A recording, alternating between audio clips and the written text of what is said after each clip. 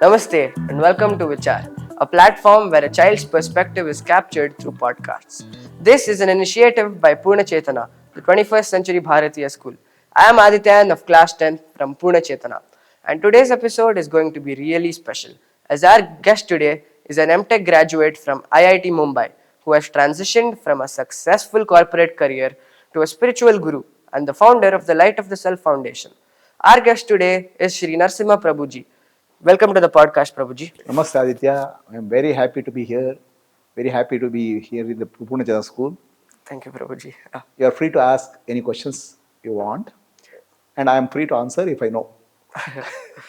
So, Prabhuji, almost every one of us has these questions about creation, life, death, etc. But all these questions aren't really answered, right?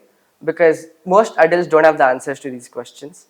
And they just suppress us saying that these questions are too big or we are too small. So, Prabhuji, I am incredibly fortunate to have all these questions answered by you today. So, we hope that you'll answer all our questions. So, you want to know answer about creation. Yes, Prabhuji. So, our first question is, what is creation? The concept of creation and a creator is there in many religions. And science also has a concept of creation. If you go to the science concept of creation, scientists say there was a Big Bang one day. And in Big Bang, the energy spread out throughout the universe and energy started becoming solidified. It became planet, it became solar system, it became living beings and non-living beings. The concept of creation in science starts from a Big Bang. In religion also there is a concept of creation. There are many religions where say there is a creator who is sitting somewhere and creating the earth, creating the whole universe in 6 days, 7 days.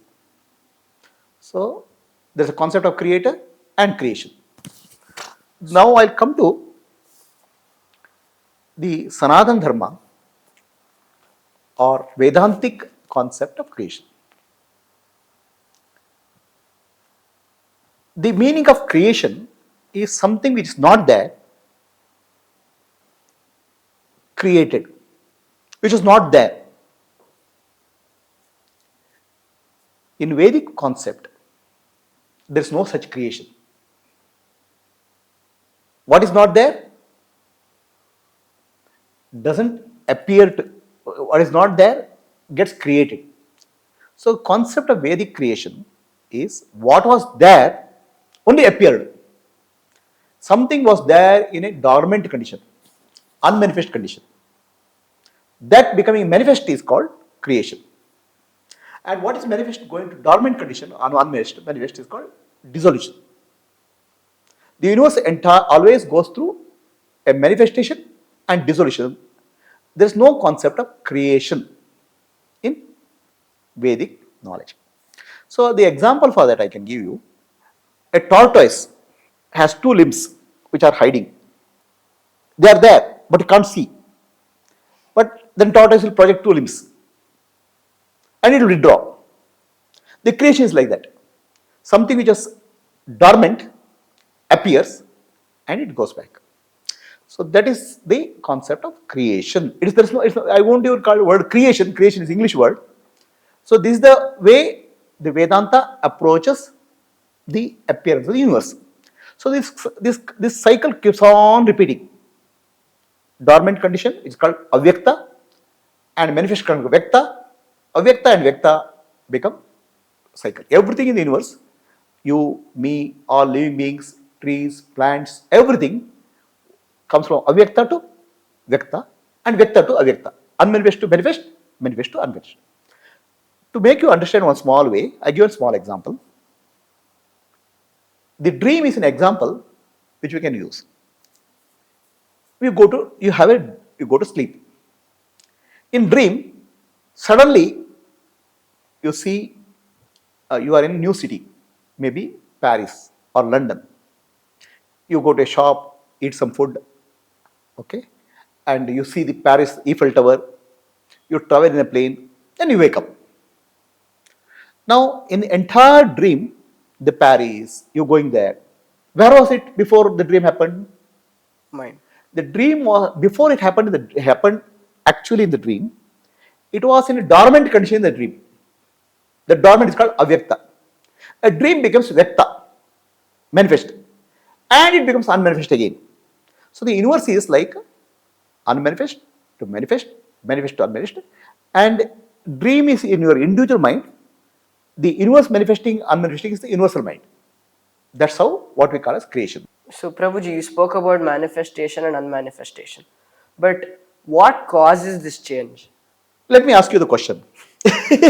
You don't have privilege of only asking the question. You have to. I can also ask the question. So you go to sleep. Then you have a dream. You must have a dream. You must have dreams. Yeah. All right. So what causes the dream? You tell me. Probably the chemicals in our brains. Is that chemicals in the brain only cause the dream? I don't know. What causes the dream in you? And what causes you wake up from the dream? Some external effect or change. No external effect also change also can you wake up from the dream? No. Yeah. So this whole creation is like a universal dream. It's similar to our dream. In our dream, in the waking state, we see something in the world. We experience something in the waking world. And the experiences leaves an impression in our memory. And these impressions, when you go to sleep, you are not in the physical world, you are in the mental world. Our mind, our nervous system picks up these impressions, projects it. For example, in the waking state, you wanted a job. I want a job impression. In the dream, the nervous system, the brain can pick up that, so it can create a scenario where you got a job. So fulfillment of what is unfulfilled in the waking state, or loss of something in the waking state. So always you are concerned about loss of your money in the waking state. In the dream, the loss may come true. Or in dream, you may see something which you are not seen also. So what happens is the impressions gathered in waking state, they get deep rooted in your consciousness. And they get projected as a dream. And dream also projection will create some experience. Again, it goes to manifest condition, unmanifest condition. It's similar to, just to give an analogy, it's similar to when you're working in the laptop, you have a screen, beautiful screen, okay?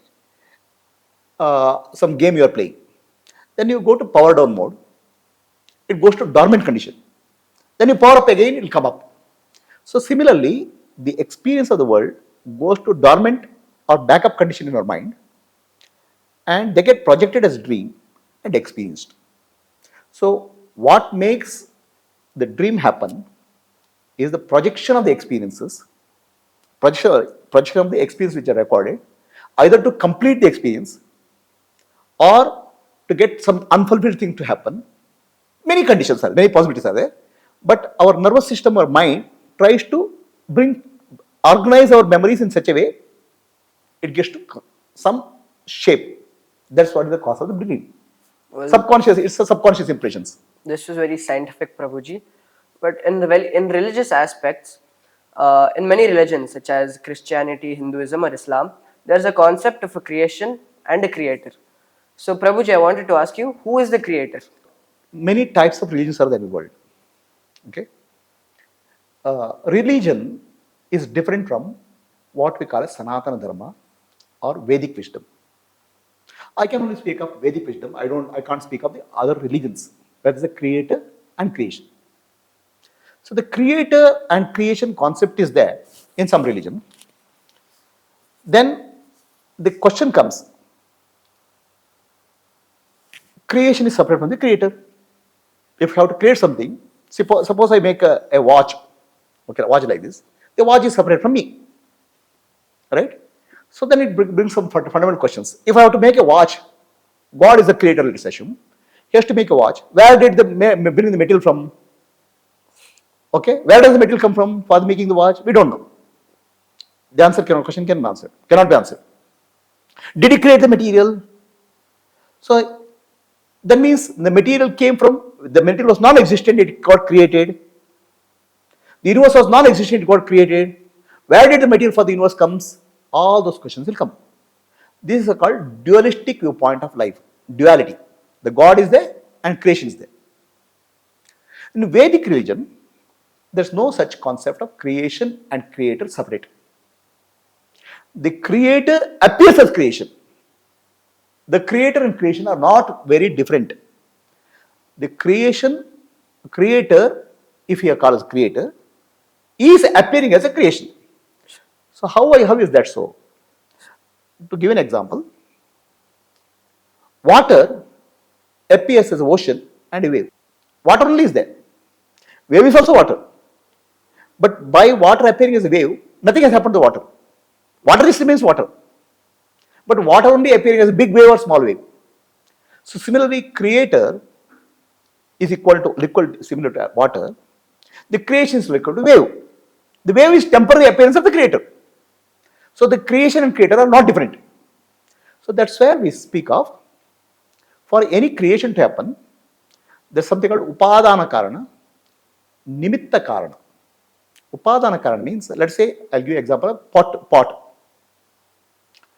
A pot, to make a pot, a potter is required. The potter is called nimitta karana. Nimitta means some intelligence is required to make the pot. And potter is different from the pot. Potter is separate from the pot. And make the pot, mud is required. Right? So mud is required, an intelligent being is required, then he will create something.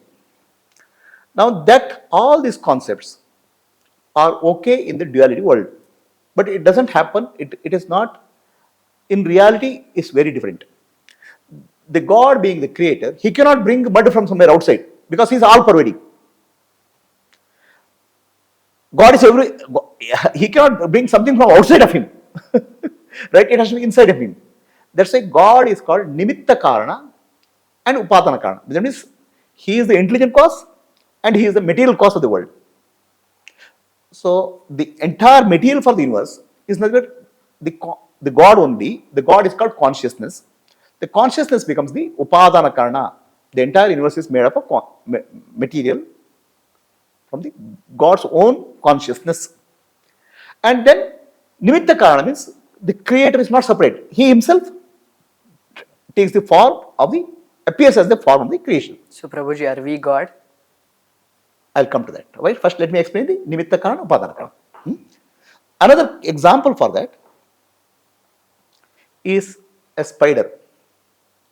The spider spins a web. Where did the web come from? Web didn't come from outside the spider. Web came from the body of the spider. It projected web. Similarly, the God or universal consciousness projected the entire universe from its own consciousness. The consciousness, if you want to call it, is body. Okay? Equivalent to spider spreading.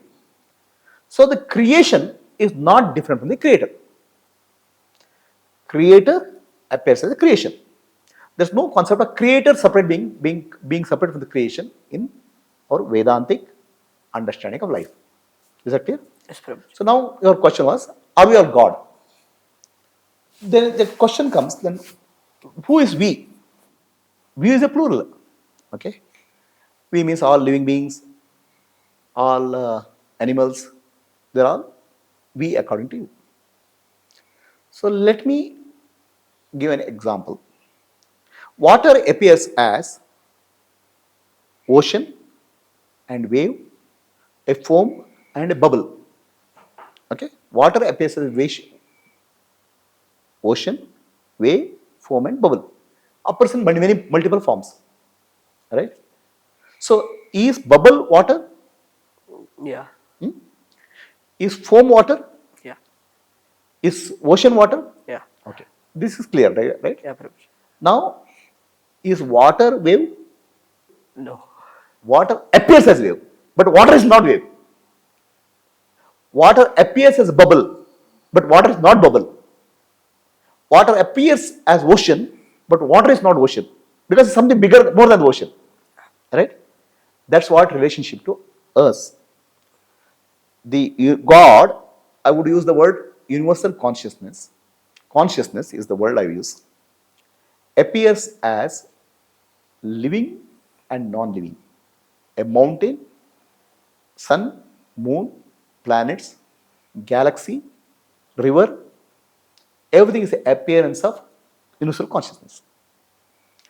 Living beings, like human beings, animals, non-living beings, mountains, all are appearance of consciousness.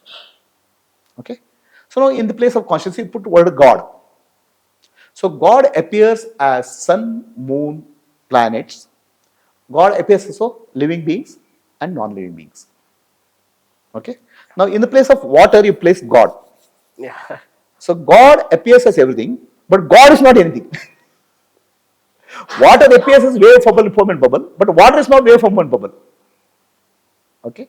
So similarly, consciousness or God appears as mountain, appears as river, appears as human being. The other way is true. A human being is God, a bubble is water, a foam is water, a wave is water, but water is not any of them. So human being is consciousness, God.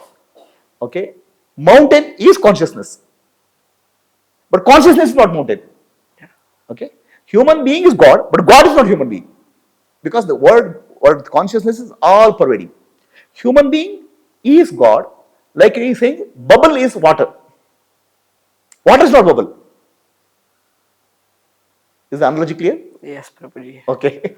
So, if you want to understand, are we God? You are God. That's why the basic fundamental teaching of Sanatana Dharma is Tat Tvam Asi. Tat means God, Tvam means you. You are that. Okay. So, my simple one line answer is yes, you are God. But God is not you. That was mind racking, Prabhuji. It's really spinning my brain. So, Prabhuji, you spoke a lot about creation, creator. So, the creator is not in creation, correct? Creator is creation. Yeah. Creator is not in creation is false understanding. The creator Is appears as creation. So your question is creator is not in creation, then water is not in wave. Is it true? No. Water is not in bubble. Is true? No. Water appears as wave, and water is wave has water. So that's why we say there's an Upanishad called Ishavasya Upanishad. Ishavasyamidam sarvam etkincha jagatyam jagat. The entire universe is pervaded by Ishvara, the God. Pervaded by. Okay? Every aspect of creation is pervaded by God, Ishvara, Yeah. consciousness. So, there's no question of God not being in creation. God is all pervading everywhere. Have you seen the recent movie called Narasimha Avatara? That was Mahavatar Narasimha? Yeah, Prabhuji, I've seen it. Okay, in that, the Prahlada, in one of the scenes, Prahlada sees Bhagavan Vishnu everywhere, in the ocean, everywhere he sees. Right? Then his father asks him, is your Vishnu there in this pillar? Right? Prahlada says, he is there. This is the way of saying the God is all pervading, in all aspect of creation is pervading. And Hiranyakashipu, the father of Prahlada, breaks up the pillar. Then Vishnu appears as Narasimha Avatar. See in the movie? Yeah, Prabhuji. Right? So this is a way of saying that God is all pervading. So that's why in Vedanta it is called Sarvam Khalu Ida Brahma. All this is Brahman. All this is God. Everything. Sun, moon, plants, tree, river, everything is God. That's where we in Sanatana Dharma we give respect to Guru, we respect to give river to river Ganga, we give respect to a stone, we give respect to a tree. The people of other religion, they don't understand. Okay? They don't understand this simple concept. The God appears as everything. Everything is God, but God is not everything. This principle they don't understand. They say God is formless. What they don't understand is formless only is appearing as form. That they miss it. Since we were children, we have been taught that there are three gods, Brahma, Vishnu and Maheshwara. So they say that Brahma is the creator, Vishnu is the one that preserves everything, and Shiva is the destroyer. So how true is this? How to? How true is this? What is God according to you? according to our conversation, I'd say God appears to be creation. God, the word God in English stands for generator, operator, and destroyer. That comes God, God. The generator is called Brahmaji, operator is called Vishnuji, and destroyer is called Shivji. So Brahma, Vishnu, Maheshwara is generator, operator, destroyer. Correct? Yeah, bro. So that being the case, now clarify your question. What is that you want to understand? Just now you said that God appears to be creation, that creation itself is God. So, but here we have concepts that say that Brahma is the creator. He created the world. This concept of Brahma, Vishnu, Maheshwara, there are three aspects of God. Okay, we start thinking of them as separate persons, right? Brahma is separate person, Vishnu is separate person, Shivji is separate person. So, where is the question of Creator himself as appearing as creation? You are a family, right? Yeah. Your mother and father are there, and you have any siblings are there? Yeah, our brother. Okay. So, what are you? To your father and mother, you are a son. Yeah. To your brother, you are a brother, right? To the school teachers, you are a student. How many people are there? One. That one creator, from the different functionality point of view, is called Brahmaji, Vishnu, and Maheshwara. So you are a son of your father because you are born. You are brother because you are sibling. You are a student to the teacher. In each of these are roles, but your only one is there, called by three different names.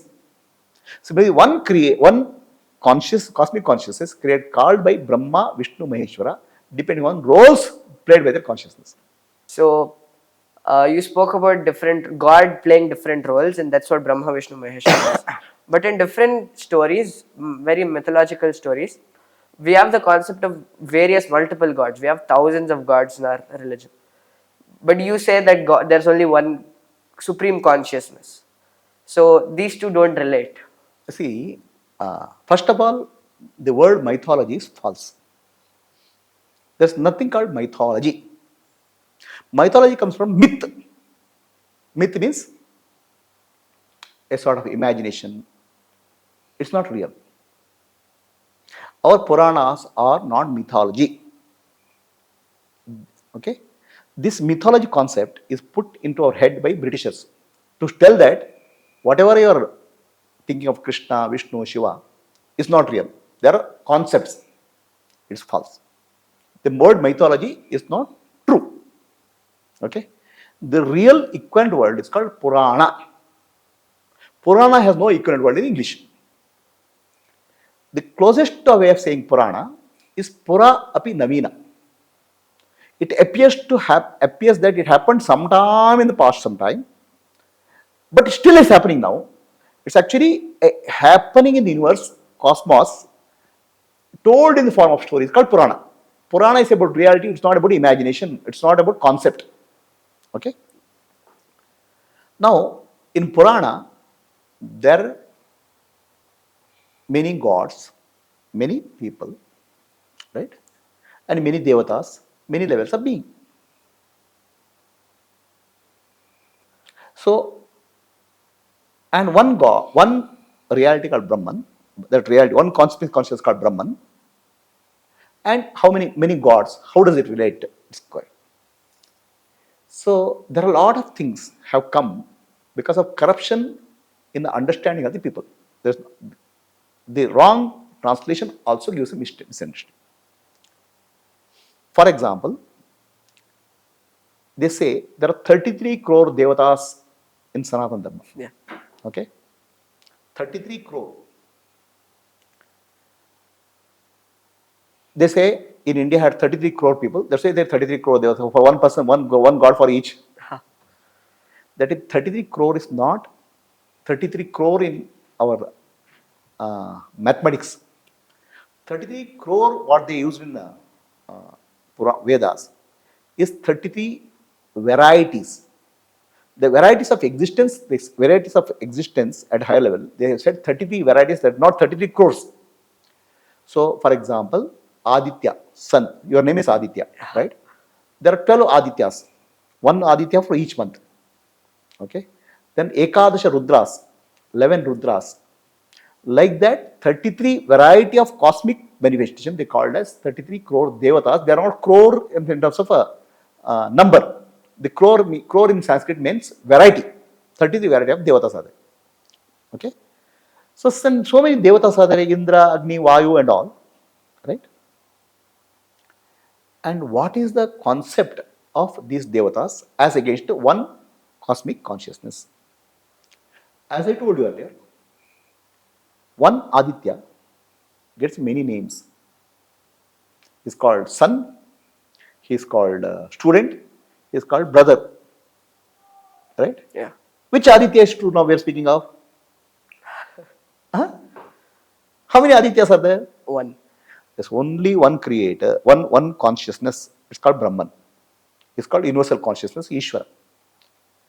That Ishvara appears in the form of many levels of existence. Appears as, like water appears as wave, bubble, foam. The one consciousness, one God, appears at many levels. And each level is form of certain functions. And for that a name is given. Okay. So this comes in the Purusha Sukta. Sahasra Shirsha Purusha Sahasraksha Sahasrapa. The cosmic consciousness has 1,000 eyes, 1,000 ears, 1,000 legs, thousands of legs. So we start thinking a very strange animal. What it means is that that cosmic consciousness or Ishvara has thousands of heads. One head is yours and one head is mine also. Yeah. Through all our heads, he only sees. Okay. So through all devatas, only one consciousness operates. That consciousness is Ishvara. That consciousness is Brahman. Names may be different. So these bodies, what we see, are just instruments. Understand? So there are millions and billions and trillions of instruments, but operator is only one consciousness. The instruments also produced by one consciousness only. Okay? So these are called devatas. That's why one shloka is there. Akashat patitam toyam yata gacchati sagaraha sarvadeva namaskaraha keshavam prati gacchati. When there's a rain, akasha, from sky, the rain falls, it goes in the form of rivers. There are many rivers. All rivers will only join only one sagara, ocean. Similarly, you do namaskar to anybody. For example, I am doing namaskara to you. Whom I am doing namaskara? Me. To me means who? Consciousness. Aditya. So Aditya feels very happy. Guru just done namaskara to me. But really I am doing namaskara to consciousness in you. Okay? So in Sanatana Dharma, we do namaskar like this. What it means is God in my heart and God in your heart is one. That recognition is called namaskara. Okay? So God in every living being is namaskara. I'll do namaskara to earth. God in you and God in me are one. Okay? Namaskara to Akasha. Namaskara to water. To just reminder. It is just a reminder that God in all aspects of creation is one with me. So all devatas are nothing but Brahman. But Brahman is not any devata. Like earlier logic I told you. Yeah. Right? Yeah. So there are so many ways that God operates in the universe. Okay? And that operation is called devatas. So why is creation? I mean, what is the purpose behind creation? Why are we born? Okay. What is the purpose of creation? Yeah. So do you have any hobbies? Yeah, Prabhuji, many. What is hobbies? Just give me a hobby. Okay, play sports. Why do you play sports? Do you do painting? Yeah, Why do you do painting? I like doing it. Why do you like it? It makes me happy. Why it makes you happy? So the creation, the manifestation in the universe, the fundamental nature of the universe is creativity. Why there is creativity? There is no answer. There is a creativity. Just like why you play sports, you don't know. So the fundamental nature of the universe is creativity. In that creativity, infinite creativity, Infinite creativity, everything is created. So you can't go and ask a painter, why did you do painting? It's not, I like to do painting. He just wants to create, project something, right? So please understand, in the entire creation, in the entire science, there is no answer why. The science can answer how and what. Science cannot answer why. Spirituality also doesn't answer why. The why answer is not there because it's a creativity. It's the nature of create. Like nature of fire is to burn. So why fire should burn? That's the fire. It's my nature is like that. Understand? Yeah. No. Why fire gives light? My nature is like that. The entire universe at the fundamental level, the nature is creativity. Okay, that's one answer. There's not a complete answer. Now the second part aspect of answer is everything in the universe is in the dormant condition. Okay, the universe at the fundamental level is energy, Shakti, vibration, energy. Fundamentally, it's a vibration. Fundamentally, there's energy and information. Okay, what is the nature of energy? Energy keeps on expanding and contracting, expanding and contracting, expanding and contracting, like oscillating waves. So similarly, universe at the fundamental level goes through expansion and contraction because it's energy. That's called Unmesha Nimisha. Unmesha means expansion, Nimisha means contraction. This comes in Lalita Sahasranama. Unmesha Nimisha Utpanna. Expansion and contraction happens. While expanding, the information is taken, which is dormant, avyakta, and expanded as a universe. In Nimisha, Unmesha, in Nimisha, the expanded information, expanded universe becomes information. Vyakta, avyakta. This is the nature of energy. Unmanifest to manifest, manifest to unmanifest. So you cannot question why it is so. All that I can say is it is so. There is a third answer. Why there is a creation? So this answer comes from more from a devotion point of view. Okay. That also comes a question. Okay, why am I created? So first of all, there is no creation. You are not created. Then our next question will come. Why God? Why the hell God created me? Why the hell God gave me trouble of this creation? Why am I put into suffering? All those questions will come. The questions, all our questions answered. You are not created. The God or universal consciousness, Ishvara, does not create anything. He just makes unmanifest to manifest and manifest to unmanifest. It's there, always there. How can I always be there? At the fundamental level of universe, all possibilities exist. Universe at the fundamental level has infinite possibilities in the dormant condition.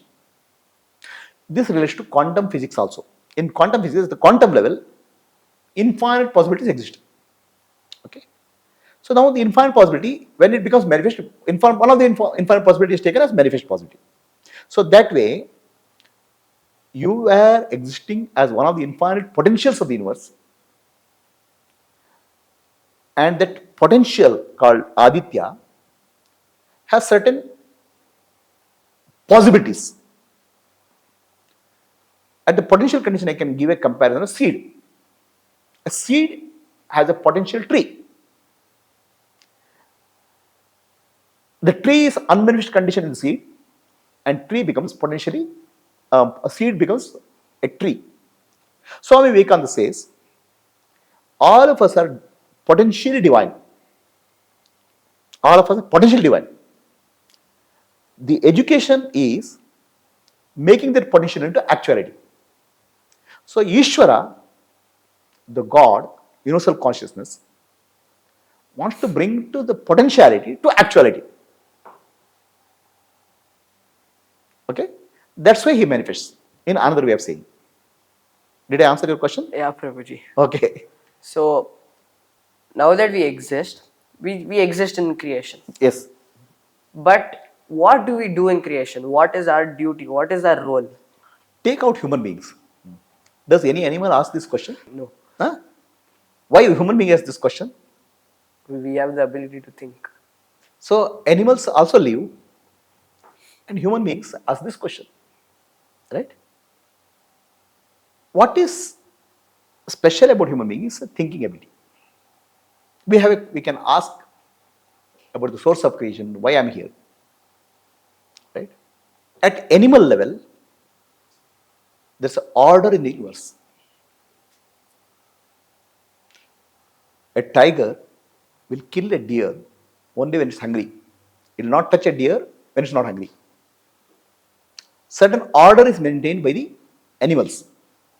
Certain order is there in the universe. Is there order in the cosmos? Stars, planets, and galaxies? Is there order? Yeah. Is there traffic jam there? No. Traffic lights are there? There's order. Sun exactly rises 6 o'clock, 7 minutes it will rise, set.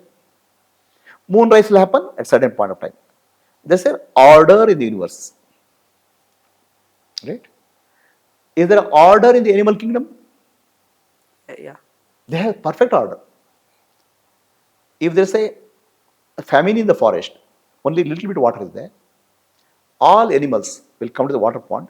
A tiger will not kill a deer when it's drinking water. So there's a natural order in the universe. It's called Dharma. Natural order. Nobody has to teach you. Is there an order in our body functioning? Yes. What order is there? Brain functions, heart functions, kidney functions, liver functions, and all the functions are functioning. There's an order. Biological order is there.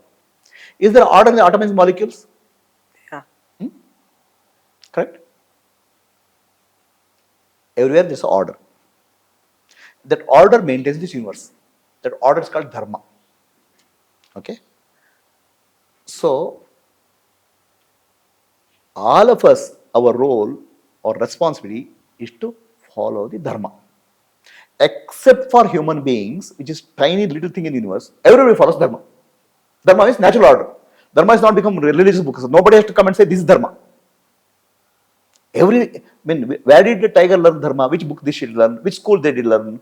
Which religion they belong? Tiger belongs to? They know Dharma, nature order. So all of us, we have to follow a natural order. That's called Dharma. That's called Sanatana Dharma. Ancient time. Nobody has to teach us. Do you know your Dharma? Yeah. Which Dharma? To do good. There's a natural order. Okay, nobody has to teach you. I should not hurt you. Why? Natural order. I don't like you to hurt me. It's reciprocal. Right? From that principle comes ahimsa paramo dharma. I should not create violence to others. Similarly, a lot of principles are there which are known to us intuitively. Okay, that's called sahaja dharma. Then the problem is there are human beings. Everybody knows sahaja dharma, but they don't follow. So your role and responsibility is to follow dharma in the order. Then also you have a vishesha dharma. Vishesha dharma means you play a role in the society. Okay. So now in this school you are a student. As a student, what is your dharma? To study. Study. Help each other. Whatever teacher says, follow. Right? If you don't do that, you become adharma. Okay? So each of us has a role-based dharma. We have a sahaja dharma and role-based dharma. A prime minister has to do certain dharma. He has to protect the country. So all of our role and responsibility is to perform dharma in the best possible way, so that order in the universe is not disturbed. One thing.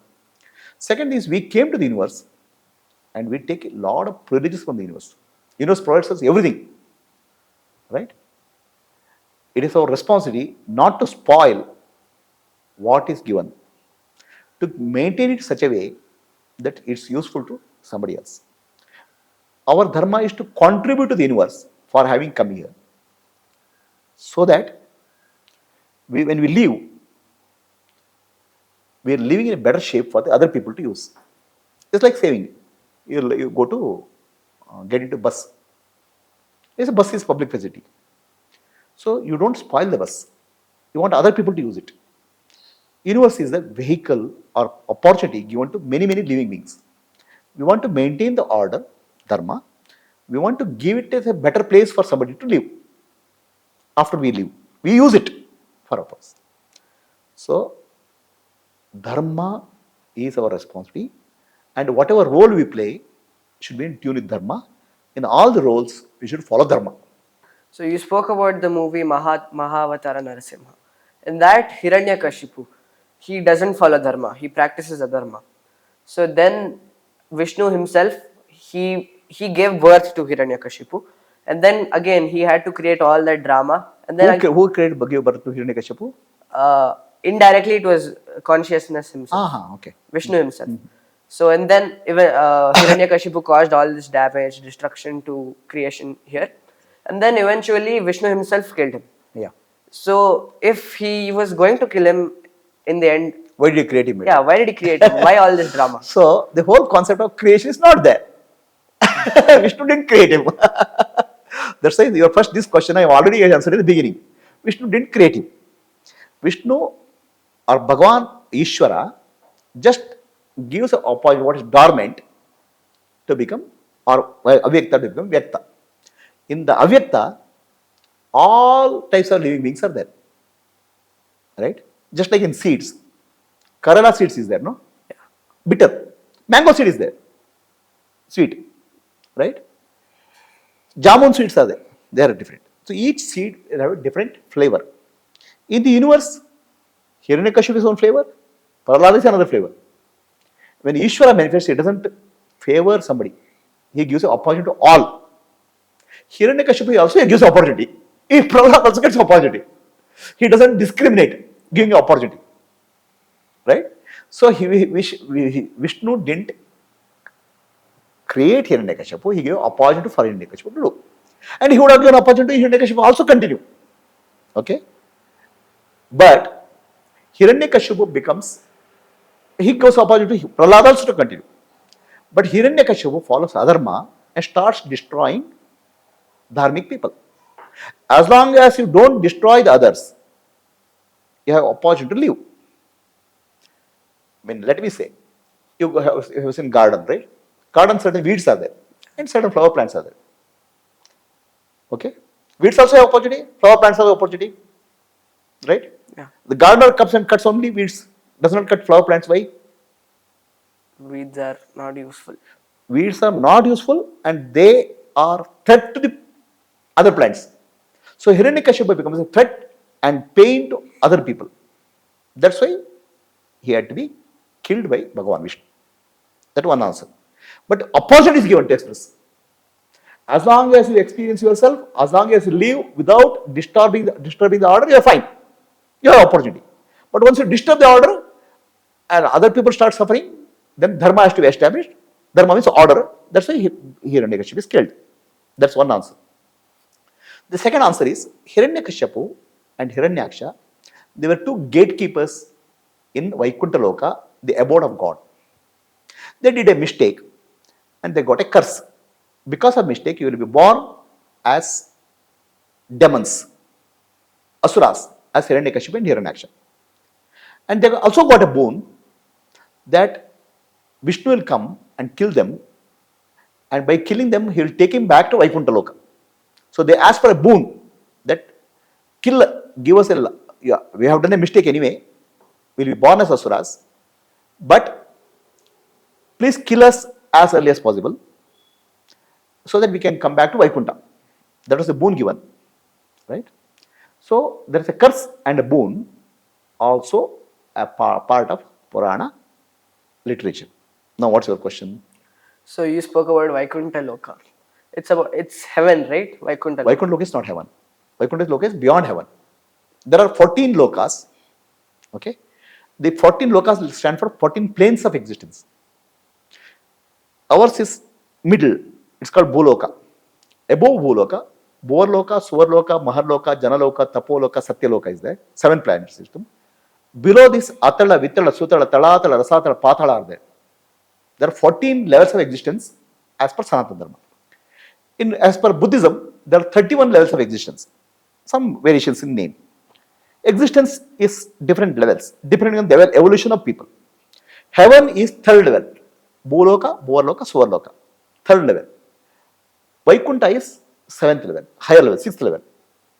There's a concept that you do good things in life, you'll go to, after death, you'll go to heaven. And if you do bad things while you're alive, you go to hell. So how does this work, Prabhuji? In universe, the different levels of existence is there. Heaven and hell also. Higher level Loka, Atala, Bhuloka, Bhuloka, Suvarloka. Suvarloka corresponds to Swargaloka or heaven. Atala, Vitala, Talatala, Rasatala, Patala. One of them is there is a hell also. So, in the higher level planetary system, Bhuloka, Bhuloka, Suvarloka, Maharloka, Janaloka, there is more and more joy. At the lower levels of planetary system, there is more and more suffering. That's the meaning of that. The suffering becomes more and more intense at lower level. Joy becomes more and more higher in the higher levels. So, how is this Loka there? Do you have friends? Yeah, many. What is common to all your friends? Then what type of friends you have?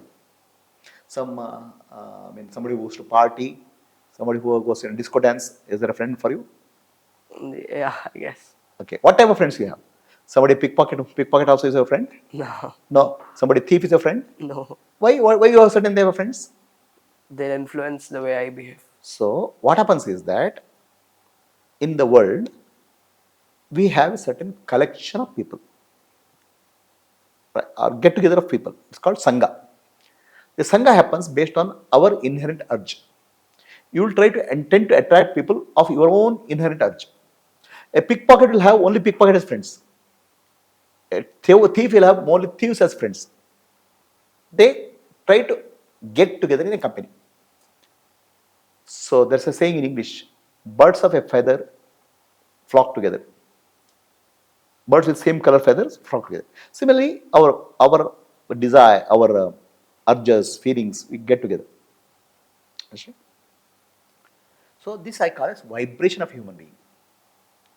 We are all energy beings. All of us have energy vibration. The higher the vibration is more joyful is, the lower the vibration, one is suffering. At the lowest vibration is fear, jealousy, hatred, anger. They are all lower. Love, compassion, wisdom, clarity, enlightenment is high vibration. Okay. So while we are living, somebody is doing good thing means he is living his vibration, good vibration, love, compassion. Okay. Somebody is doing bad thing means he is living his lower vibration, hurting others, causing problem for others. So this lower vibration is called Asuri Pravritti, higher vibration is called Devata Prakriti. Highest is called enlightenment. So when we die, what dies? The body. The body dies. But you are energy. All of us are energy. The matter is nothing but energy. The energy cannot die. Energy can only change shape. At the fundamental level, at basic level for you, you are energy and information. Okay? The energy has certain vibration. The lower vibration is anger, fear, jealousy, hatred. Higher vibrations, joy, happiness. So the energy takes a form after death. And that form in a place is called Loka. So some people have done good thing, their vibration takes them to certain form. So now again the Sangha will happen. They will only meet people with that vibration. Right? If I am a good person, I'll meet a good person there. Then what will be my life? I'll help the good person because that's my nature. He will help me. There will be joyful place. That's called heaven. If my vibration is good, if I am a thief, okay, I'll go to a place where only thieves are there. If I do pickpocket, he'll cut my pocket itself. Right? Each people will hurt each other. That's called hell. This is actually segregated based on the vibration level of a people, vibration level of how you lived your life. That's called heaven and hell. Did you understand the concept of heaven and hell? Yeah, There's nobody there to fry you. You fry yourself because you got into wrong company there, wrong company here and wrong company there. This was very scientific. So, ours is spirituality and science, two sides of the same coin. What do you mean with two sides of the same coin? Some people see spirituality as science, while others see spirituality as spirituality itself. The scientist is called, the scientist is a degree called PhD. Yeah. A scientist will get a doctorate of philosophy. Philosophy means understanding of life, thinking about life. conceptualization of life, a deeper understanding of life is called philosophy. That's what science is. That's where science stops. In spirituality, it's called darshana. Darshana means not philosophy. People use the word darshana and philosophy interchangeably. Darshana is, philosophy is a mental concept. Darshana is the experience of life at the deepest level. So the science stops at the conceptualizable level. The spirituality goes to the experiential level of reality. So let me give an example. Back 2500 years back, Buddha experienced life in certain way. He said, everything in universe is nothing but tiny, tiny particles appearing and disappearing, vibrating. The body is made of particles. Entire universe is particles appearing and disappearing. Okay? That's what he discovered. There's nothing called permanent thing in the universe. Everything is a temporary appearance and disappearance. He discovered that. Okay? How many years back? 2500. And that is called spiritual discovery. He didn't discover as a concept. He didn't discover it as a thinking. He discovered as an experience of life. He experienced life, impermanence of life directly. Okay? So back in 19th century, scientists also go to the lab. They did an experiment. And they found atoms and subatomic particles also appear and disappear. Okay? Both are same discoveries. One discovered 2500 years back, one discovered in the modern lab. What is the difference? In 2500 years back, Buddha closed his eyes and discovered within himself and his experiential reality. Scientists discovered that as an objective reality, not experiential reality. What is the difference? Experience and objective. The Buddha discovered as deep inner experience. Then he understood nature of life. Then he became free from suffering. He became so peaceful. For 2500 years, his teachings give peace to the world. And scientists who discovered this particle, they're definitely not peaceful. In 20th century, they're restless and they create an atom bomb which destroys the world. Yeah. What is the difference? This is destructive. The science, spirituality is inner experience, direct experience of reality that changes your life. An objective experience of life, you can manipulate the objects, get some benefit, can make a nuclear bomb or make something, but it doesn't give peace to you.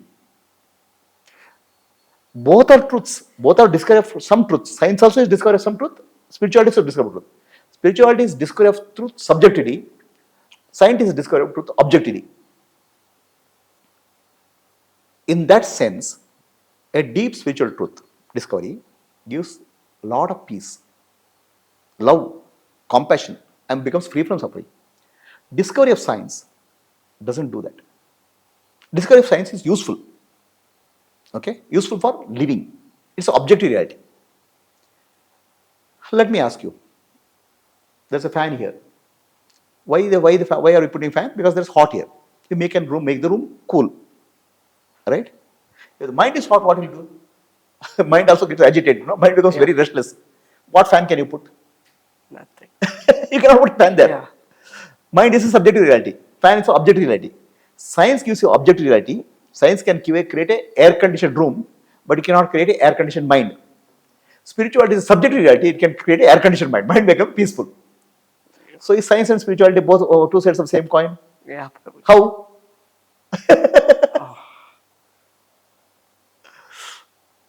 They are addressing the objective reality and subjective reality. Objective reality gives a comfort to life. Subjective reality gives a peace, joy, happiness, and removes the fear. Objective reality cannot remove the fear.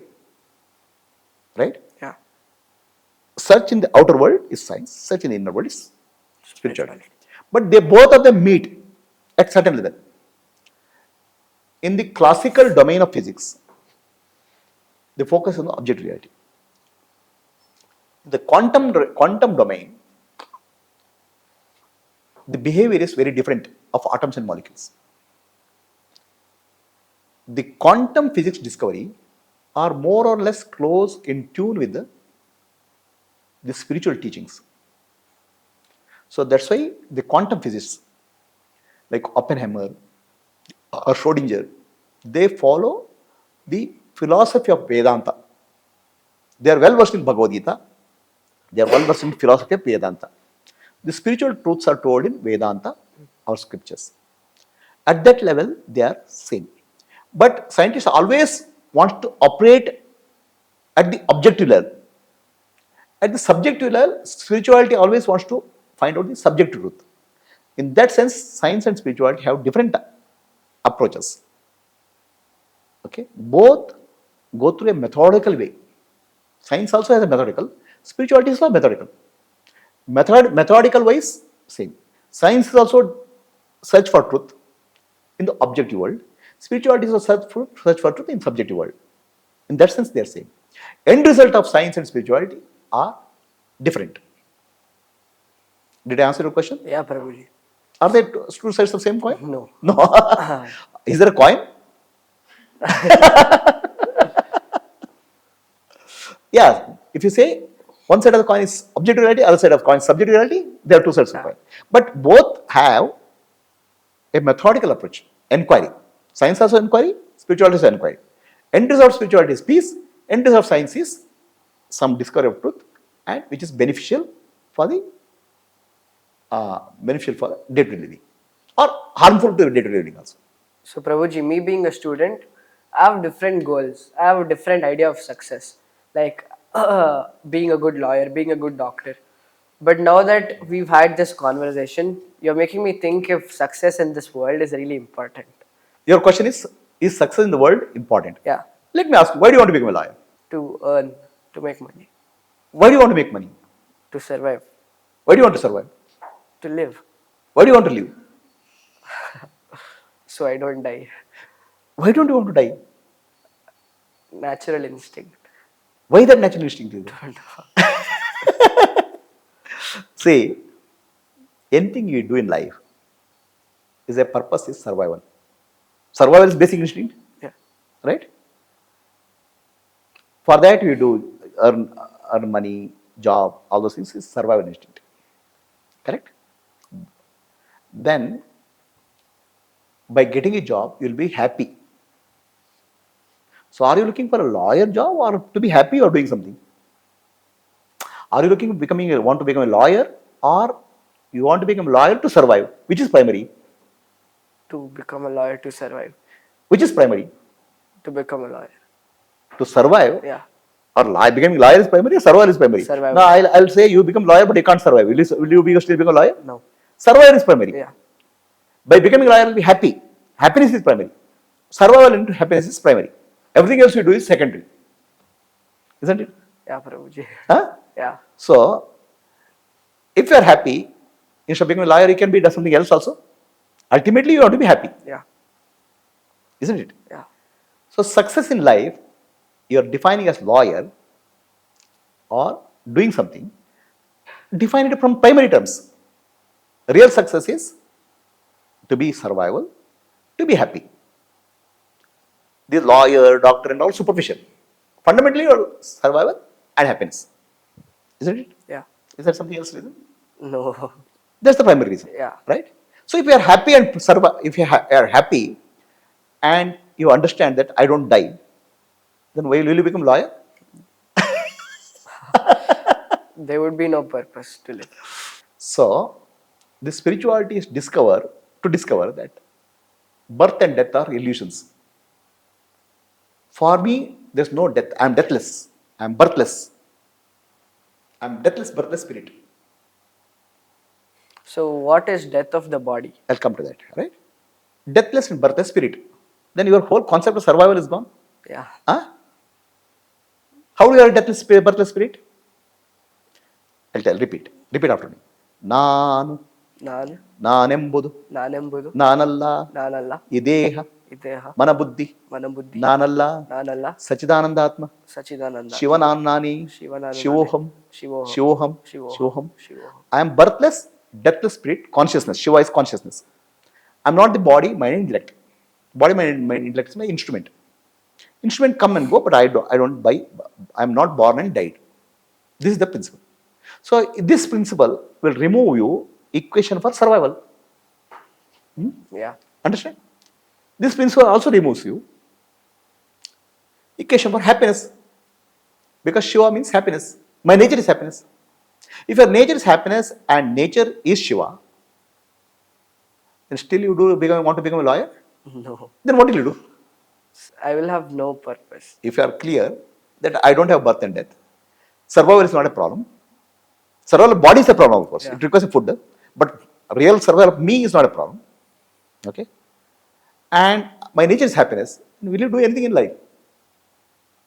You will do more. So, before you realize this is a spiritual truth. It's a realization.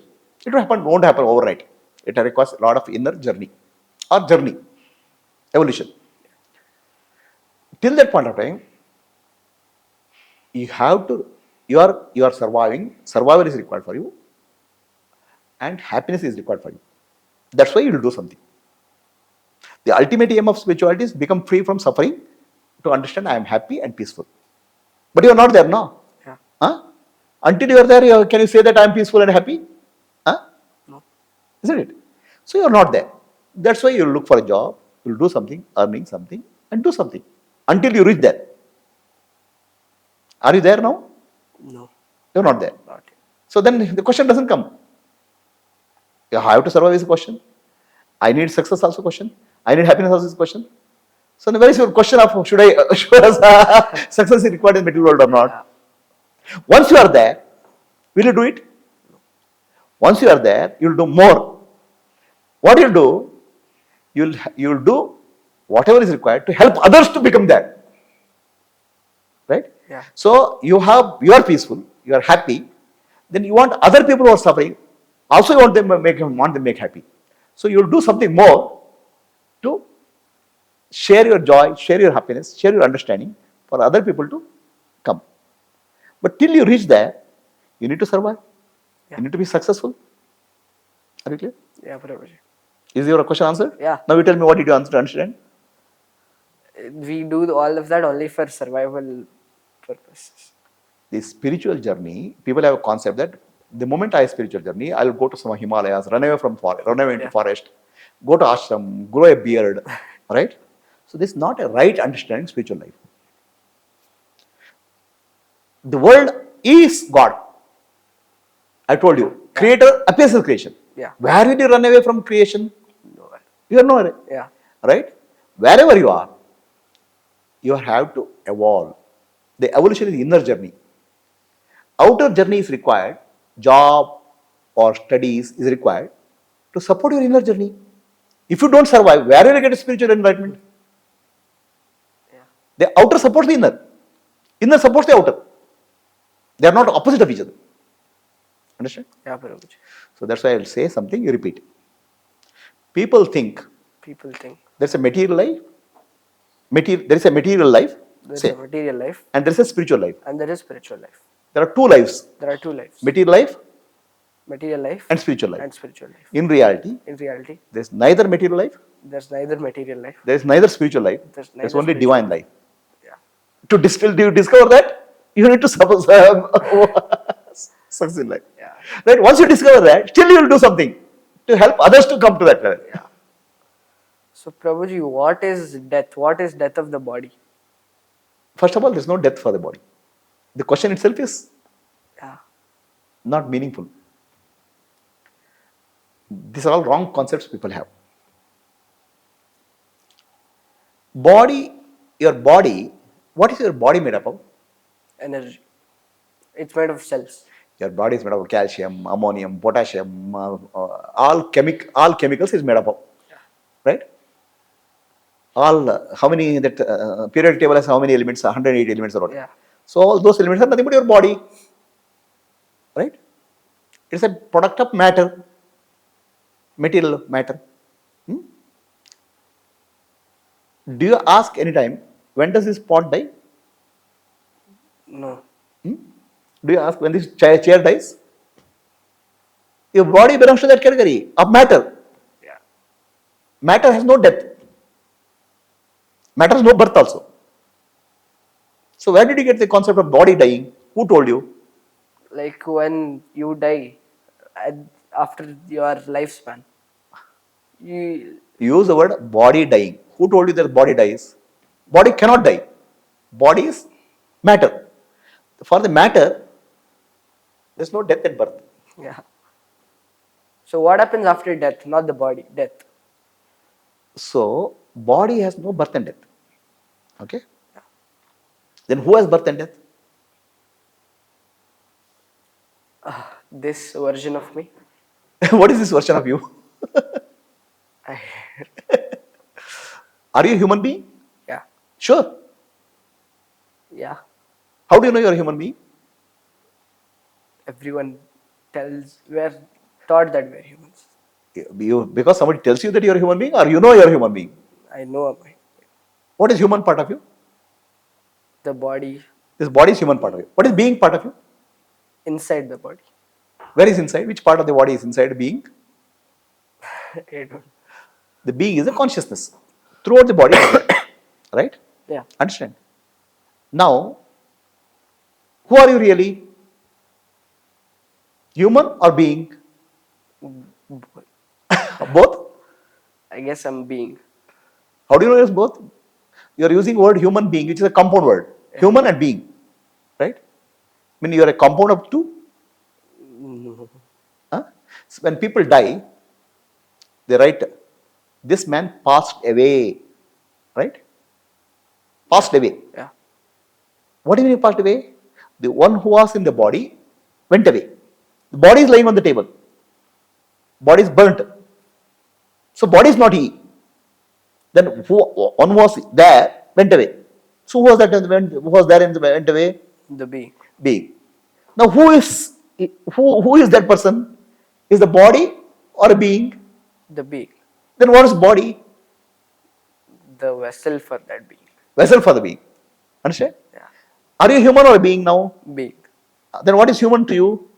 The vessel for Vessel is a vehicle. Yeah. Correct? No? The vehicle has no concept of birth and death. Is your car has a birth and death? No. The being has no concept of birth and death because being passes away. Yeah. Then who has birth and death? the body. Not the body. The being was using the body. Being left the body. So there is temporary association. The temporary association, temporary dissociation. Right? People call it as birth and death, Yeah. which is false. There is no birth and death for the body. There is no birth and death for the being. There is an association of the body and being. Temporarily, for a period of time. Association and dissociation are neither birth and death. Birth and death is a wrong terminology used for that. You said the being passes away. He goes somewhere. Where does he go? To understand death, you have to understand, see all the concept of death, what happens after death, you have to understand when you are alive. So now you are talking to me. Who is talking to me? Aditya. Who is Aditya? The being. Is body talking to me? The being is talking to you through the body. Being is talking to the body. I am talking to Aditya, the being. Yeah. Correct, no? Okay. And the waking state, the body is available to you for communication. Vehicle. In the dream state, your dream body is available. Correct? In the deep sleep, is there a body? No. Is there a world? No. Are you there in the deep sleep? Yeah. Where were you? Outside the deep sleep. Are you outside the deep sleep or are you in deep sleep? In deep sleep. In deep sleep, where are you? Inside, I guess. Inside of what? The dream. There's deep sleep. No, dream is different from deep sleep. Dream, some objects are there, Yeah. right? Deep sleep, there's no object, no? Sleep, dreamless sleep. Then where are you? Was there time there? No, no. Was there space there? No. There's no time, there's no space. You were there, no time and space. Then where there is no time and space is called God, consciousness. Understand? Yeah, Prabhuji. So, in deep sleep, you have gone back to God, consciousness. In waking state also you are there, but your mind is outside. Are you clear? So, deep sleep, there's no time, there's no space. Time and space requires a body. Deep sleep, there's no. So, repeat after me. Deep sleep, Deep sleep is miniature death. is miniature death. Death is Death is long sleep, long sleep. where there's no time, there's no space. Yeah. So what happens after death? There are a lot of concepts that we get reincarnated into different bodies. We get reincarnated into different bodies. Yes, what is the question? Is it true? Like, how does it work? Okay. After deep sleep, will you get up in the morning? Yeah. Huh? In deep sleep, there is no body, there's no world. After that, you come out. Yeah. What happened to you? Why did you come out of the deep sleep? Your pending homework is there, no? Your teachers give the homework. To complete your work, you are coming out, no? Yeah. So that pending activities becomes called impressions, vasanas. They will come up, make you wake up. Again, get the body and go and do work. Similarly, deep sleep, after death, or pending impressions are there. Some desire is to be fulfilled. Then again, a body comes up from that state of no time, no space to experience new life. I'll tell you another way. The matter has no birth, no death. The energy has no birth and no death. The matter only gets transformed. Correct? Yeah. What happens when somebody dies? What happens to his body? The body lays there. Body lays there. Then people bury the body. Correct? Yeah. When you bury the body, what happens to the body? It gets decomposed. It gets decomposed. All insects will eat. So is the body transformed into body of insects? Yeah. Can you say the body got reincarnated in the form of body of insects? Yeah. What happens to the being? Being goes with the memories. What happens to memory? Memory is information. Information cannot be destroyed. So that information is used for taking another body. That's very deep.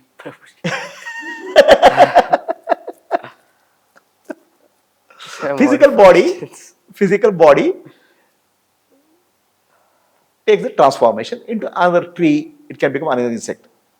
The psychological body, which consists information, memory, will find another body to experience life. Just like morning, you found this body to talk to me. Yeah. So, Prabhuji, how do you escape this cycle of being transformed, manifestation and manifestation? How do you escape the cycle Yeah. of unmanifest to manifest? Is it right to escape the cycle? Because it's our duty to do dharma. So, isn't it a dharma to stop doing it and escape? No. Is it, first of all, what is dharma and what is escaping from this cycle of birth and death? The cycle of birth and death is called reincarnation. Okay? It's an eternal process. It goes on forever. Millions and trillions of years it go on. We keep on taking newer and newer forms. Okay? Understand? Yeah. So now, is this comfortable? No. No. I mean, you like that? Huh? No. Why you don't like that? Because every lifetime has a bit of suffering, A bit of suffering or more suffering? more suffering. I mean, homework is not a suffering. It is. So, life is a suffering. Do you agree? Yeah. Life is full of suffering or some bit of suffering? Most of it. Most of it. And between two sufferings, there is a gap. That's called happiness. Yeah. Right? Yeah. So, actually, you're not suffering, you're not escaping from cycle of birth and death. You're trying to escape from suffering, if at all it's possible. Yeah. Correct? Isn't it? Yes or no? Yeah. So then, how do you escape from suffering? Why there is suffering in life? You came to the school to learn something. In the process, you got homework. In the process, you got assignment. In the process, you got pressure suffering. Yeah. Huh? Understand? Yeah. If you didn't come to school, you would not have got suffering, no? You should have gone done some that, no? We do everything in life, whether going to school or job, looking for happiness. Understand? Your concept of happiness is, I will get a job, I will be happy. For that, I need a study.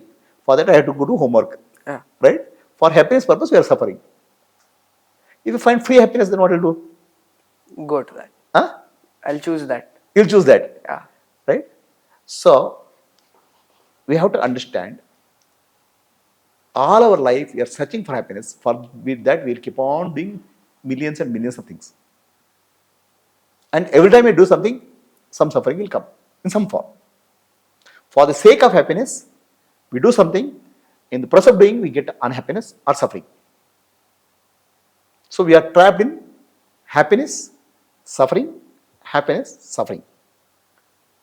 The spiritual journey is to find out, understand that I don't need happiness from the outer world, objective world. Happiness is my nature. I don't have to get it. I am happy by myself. You are happy by yourself, by your own nature, not at the body level, at the being level, which is your nature. Right? Yeah. So then you don't have any more desire. All our desires are for happiness. Is there one desire which is not for happiness? No. So all our desires for happiness. The desire gets fulfilled when you discover that my nature is happiness. That's called ananda. Always our work for happiness and survival. So a spiritual journey shows you you discover that your true nature is Sat Chit Ananda. Sat means existence, eternal existence, which is no birth and death. Chit means consciousness. Ananda means bliss or happiness, is my nature. So once bliss, happiness, Satchidananda is your nature, your search for happiness ends. If search for happiness ends, search for the suffering which follows also ends. Yeah. Understand? So that is how in this life you feel fulfilled. This life you have taken a vehicle called body, you are searching for happiness forever, and most of the people don't find that happiness till they die also. So they are still continuing to look for happiness. In the process, they start getting happiness and suffering, because happiness and suffering are two sides of the same coin. Yeah. They ask for happiness, suffering will come. Okay, so because they didn't get happiness, they'll start seeking happiness in another life form. So this search for happiness will continue for millions and millions of years, or millions and millions of lifetimes. Without knowing that happiness is their nature, you keep on looking for happiness in the world. That is the cause of birth and rebirth. So the primary problem is, I don't know happiness is my nature. I seek happiness in the outer world. I seek survival in the outer world. This is cause of suffering. The cause of root of this is ignorance of my nature. I don't know about my nature. Right? So there is a deer, a special deer in Himalayas. It's called Kasturi Mriga. Have you heard of that? Kasturi is a fragrance, a very beautiful fragrance. If you put 1 gram of kasturi in one place, the fragrance will spread to whole of the building. So fragrant. The Kasturi Mriga, the fragrance is there in that umbilical cord of the Kasturi Mriga. The Kasturi Mriga is a special type of deer. It lives in the Himalayan areas. It is so attracted by the fragrance. It keeps on searching for the fragrance throughout the Himalayan range. In the process, it won't take food and it dies without realizing the fragrance was in its stomach. Without realizing my nature is happiness, I am deathless and birthless. We keep on looking for that in the outer world and will not find it because you are looking in the wrong direction. So that is the cause of birth and death. Root of that is ignorance of my nature. Understanding my nature is called the Atmadnana, self-knowledge, self-realization. The self-realization will help you to come out of cycle of birth and death. Then once you have self-knowledge, it has to happen when the human body is there. It can't happen after death. Then what happens? You feel fulfilled. Nothing more is required. No more.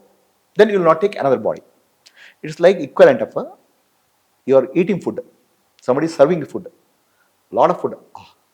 One more laddu. I'm full. I don't need. One more jalebi. One piece. No. I'm full. So you will be full with happiness. Then you don't need another birth. That's the way you escape from the cycle of birth and death. And the root of that is Atmadnana or self-knowledge. So Prabhuji, thank you for answering all these questions. I'm sure this acted as a jigsaw puzzle piece to all our childhood questions. So thank you so much for being with us here today. It was an honor and a pleasure to talk with you. Thank you, Aditya. You said my childhood question. Many people don't even get these questions when they're old age also. I'm happy that in your childhood you got the question. I don't know where you got the question. In your childhood itself, you got the question. I'm very happy. Your questions are very relevant, very important. I hope you got some answer. And you'll get the only answer, final answer, only when you get a self-knowledge. Otherwise, it will be only question answer with the superficial knowledge. I hope you discover your true self and realize your true self, realize your true nature as Sachidananda, and share that. Do a lot of work to share it to the world. Yeah, Prabhuji. Thanks a lot.